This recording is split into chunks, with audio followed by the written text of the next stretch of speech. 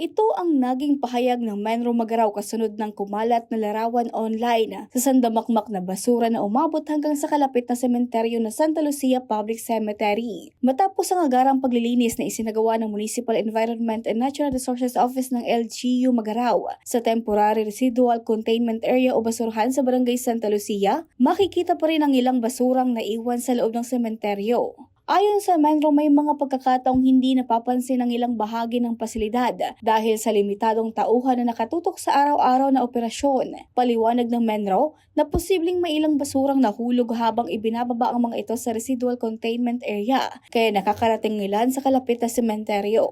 Ang nangyari po kayan, usually po pag July, may mga bago kitang pig-hire na driver. Mga bagong job order, kaiponin po talaga ng driver, takulang kami ng driver.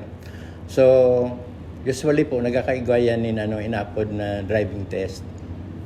So, ito pong driver na dump truck, dahil po siguro tataong mag-dump ka tong siguro si pag-atras, habang nag-aatras siya, sige man si ulog kan si basura. So, iyon na to, nagdediretso si mga basura, nagwararak. So, pero kung maduman po kami ngunya na aga, malinig na po ito.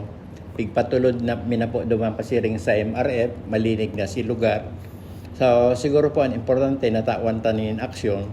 Asin sa aga po, naka-schedule to sa aga, asin sa Sunday, nahakuton kan Iwa Beso Corporation, saro po siyang sanitary landfill sa Daraga Albay. Pagkatapos makita ang sitwasyon, agad na nilinis ng Menro ang nasabing lugar. Naglagay na rin sila ng pansamantalang harang o tapal bilang dagdag na proteksyon upang maiwasang muling may mga basurang mapunta sa loob ng sementeryo. Ayon pa sa Menro, magpapatuloy ang kanilang pag-monitor sa lugar at magpapatupad ng mga karagdagang hakbang upang mapanatiling malinis at maayos ang temporary residual containment area at ang mga kalapit nitong lugar kasama ang sementeryo. Richin Boy, CSN.